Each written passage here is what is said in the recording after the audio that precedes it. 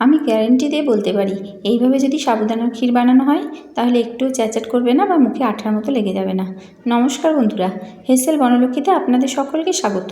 আজকে আমার রেসিপি হচ্ছে সাবুদানার ক্ষীর, যেটা আমি বানাচ্ছি একদম নতুন পদ্ধতিতে। তাই প্লিজ বন্ধুরা, আপনারা ভিডিওটিকে কেউ স্কিপ করবেন না, আপনারা সম্পূর্ণ রেসিপিটি দেখে এই রকম সাবুদানার ক্ষীর বানিয়ে নিতে পারেন। একবারে অমৃত স্বাদের খেতে হবে। আর যারা সাবুদানা একবারে খায় না বা মুখেই তোলে না, তারা যদি একটু চেখেও দেখে তাহলে দেখবেন তারাও বারবার চেয়ে চেয়ে খাবে। তাই আসুন সম্পূর্ণ রেসিপিটি একবার দেখে নেওয়া যাক। সাবুদানা ক্ষীর বানাবার জন্য এখানে আমি 1 লিটার দুধ গরম করতে দিয়েছি। দুধটা আগেই জাল দিয়ে রাখা ছিল, এখন আবার গরম করতে দিয়েছি, তাই উপরে সরটা গলে গেছে আর ঘিয়ের মতো ভাসতে লেগেছে। এখন দুধটা কিছুটা মেরে নিতে হবে। দেখুন দুধটা এখন একবার জাল দিয়ে রেখেছিলাম, পাতলা আছে, ফুটিয়ে ফুটিয়ে মেরে এটাকে পুরু করতে হবে। মাঝে মাঝে শুধু নেড়ে দিতে হবে। গ্যাসের একদিকে দুধটা ফুটতে থাক, অন্যদিকে একটা কড়াই চাপিয়ে দিয়ে দিচ্ছি 1 চামচ পরিমাণ ঘি। ঘিটা গরম হয়ে যাওয়ার পর আমি 1/2 কাপ পরিমাণ সাবু এর মধ্যে ভেজে নিচ্ছি। এটা মিডিয়াম দানা সাবু। সাবুটা আপনারা মোটা বা সরু যেটা খুশি নিতে পারেন। হাতে একটু সময় নিয়ে সাবুদানাটা লো ফ্লেমে ভাজতে হবে। গ্যাসের আঁচটা এই সময় বাড়ালে কিন্তু হবে না। আর সাবুদানাটা সমানে নেড়ে যেতে হবে, তাহলেই সব সাবুগুলো সমানভাবে ভাজা হবে। সাবুদানাগুলো ততক্ষণ পর্যন্ত ভাজতে হবে যতক্ষণ না সাবুদানাগুলো খইয়ের মতো ফুটতে শুরু করে। দেখুন বন্ধুরা, আমি একটু হাতে সময় নিয়ে সাবুদানাগুলো লো ফ্লেমে ভেজে নিলাম। এখন সাবুদানাগুলো খইয়ের মতো ফুটতে লেগেছে। আপনারা দেখেই নিশ্চয়ই বুঝতে পারছেন সাবুদানাগুলো কেমন খইয়ের মতো ফুটছে। সমস্ত সাবুদানাগুলো যখন খইয়ের মতো ফুটে যাবে তখনই বোঝা যাবে এটা ভাজা হয়ে গেছে। দেখুন বন্ধুরা, সাবুদানাগুলো ফোটার পর কতটা মোটা হয়ে গেছে। এই সাবুদানাটা ভাজা হয়ে গেল, এখন এগুলো ঘি থেকে তুলে নিচ্ছি। এখন ওই বাকি ঘিয়ের মধ্যে 7-8টা কাজু আর 2 অর্ধেক করে ভেজে তুলছি। কিছুক্ষণ কাজুটা ভেজে নেওয়ার পর এর মধ্যে দিয়ে দিচ্ছি 1 টেবিল চামচ কিশমিশ। এই কাজু কিশমিশটা আপনারা আপনাদের পরিমাণ মতো দিয়ে নিতে পারবেন। এখন এটা ভাজা হয়ে গেল, এখন এটা ঘি থেকে তুলে নিচ্ছি। এখন কড়াইয়ের মধ্যে দিচ্ছি 1/2 বাটি পরিমাণ মাখানা। মাখানাটা এখন লো ফ্লেমে ভেজে নিতে হবে। যতক্ষণ না ক্রিস্পি হয় ততক্ষণ মাখানাটা ভাজতে হবে। আর মাখানা ভাজতে একটু সময় লাগে, তাই হাতে একটু সময় নিয়ে মাখানাটা লো ফ্লেমে ভেজে নিতে হবে। আর সমানে নেড়ে যেতে হবে, না হলে একদিকটা লাল হয়ে যাবে আর একদিকটা সাদা হয়ে থাকবে। দেখুন আমি এইভাবে নেড়ে নেড়ে মাখানাটাও ভেজে নিচ্ছি। আর মাখানাটা ভাজা হয়েছে কিনা তা অবশ্যই নামাবার আগে চেক করে নিতে হবে।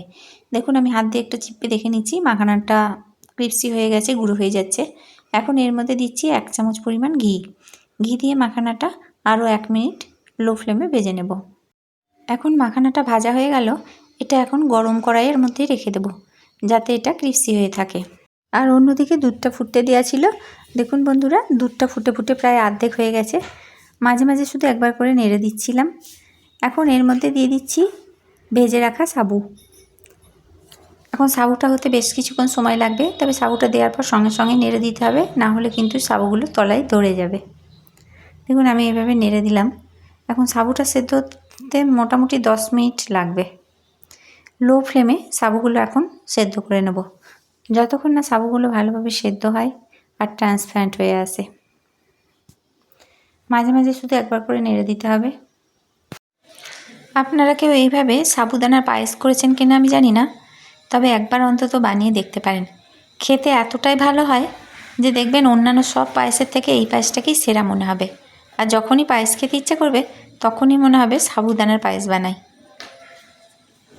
আর যদি এইভাবে কেউ পায়েস বানিয়ে থাকেন তাহলে অবশ্যই আমাকে কমেন্ট করে জানাবেন আপনারা কে কে এইভাবে পায়েস বানিয়েছেন। আর যারা এখন অবধি এইভাবে বানিয়ে দেখেননি তারা অন্তত একবার বানিয়ে দেখুন। খেতে এতটাই ভালো লাগে যে আবার বানাতে ইচ্ছা করবে। আর এই পায়েস আপনারা বানিয়ে একাদশীতে খেতে পারেন বা যে কোনো ব্রত উপবাসে বানিয়ে খেতে পারেন। আর বাচ্চাদের তো খেতে খুবই ভালো লাগবে। দেখুন আমি মাঝে মাঝে সাবুদানাটা নেড়ে দিচ্ছিলাম। সাবুদানাটা এখন অনেকটাই সেদ্ধ হয়ে গেছে। দেখুন কেমন ট্রান্সপারেন্ট লাগছে। একবার তার জন্য চেক করে নিচ্ছি, হাতে করে একবার টিপে দেখে নিতে হবে সাবুদানাটা সেদ্ধ হয়েছে কিনা। দেখুন সাবুদানাটা সেদ্ধ হয়ে গেছে। এখন এর মধ্যে দিয়ে দিচ্ছি ভেজে রাখা মাখানা। মাখানা সেদ্ধ হতে খুব একটা বেশি সময় লাগে না, তাই সাবুদানা সেদ্ধ হওয়ার পরেই মাখানা দিতে হবে। আর মাখানা দেওয়ার পরে দিয়ে দিচ্ছি ভেজে রাখা কাজু আর কিশমিশ। এখন সব একসাথে খুব ভালোভাবে মিশিয়ে নিতে হবে। এখন এর মধ্যে দিচ্ছি আমি খেজুর গুড়। এখানে আমি হাফ কাপ মতো খেজুর গুড় দিয়ে দিচ্ছি। এই খেজুর গুড় ফ্রিজে স্টক করে সারা বছরের জন্য রাখা থাকে। যদি এই এয়ারটাইট কৌটোতে ভরে ফ্রিজে রেখে দেওয়া যায় খেজুর গুড়, তাহলে সারা বছর খেজুর গুড় নষ্ট হয় না। আপনারা খেজুর গুড় না থাকলে চিনিও ইউজ করতে পারেন, চিনি দিয়েও খেতে খুবই ভালো লাগে। খেজুর গুড় অনেক সময় দিলে দুধ কেটে যায়, সেটা খেজুর গুড় ভালো হয় না, তার জন্য কেটে যায়। খেজুর গুড় যদি ভালো হয় তাহলে দুধ কখনোই কাটবে না।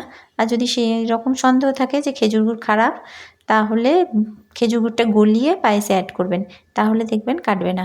এখানে খেজুর গুড়টা খুবই ভালো, তার জন্য আমি আর গলাই না, এমনিই দিয়ে দিই। দেখুন এটা এখন পাতলা আছে, এটা যখন ঠান্ডা হবে তখন কিন্তু এটা পুরু হয়ে যাবে। তো বন্ধুরা, এইভাবে আপনারা সাবুদানার পায়েস বানিয়ে ফ্রিজেও রেখে দিতে পারেন। ঠান্ডা হওয়ার পর বাটিতে করে যদি বাচ্চাদের ডেজার্ট হিসাবে ধরিয়ে দেন, তাহলে দেখবেন বাচ্চারা খুব খুশি হয়ে যাবে। আর এটা খেতে এতটাই টেস্টি যে সব বাচ্চাদেরই পছন্দ হবে। এছাড়া এটা একটা দারুণ হেলদি খাবার। মাখানা সাবুদানা দুটোই হেলদি। এখানে আমি খেজুর গুড় দিলাম বলে এলাচের গুঁড়ো দিলাম না। আপনারা যদি চিনি দিয়ে করেন তাহলে অবশ্যই একটু এলাচের গুঁড়ো দিয়ে দেবেন, তাহলেই খেতে ভালো লাগবে।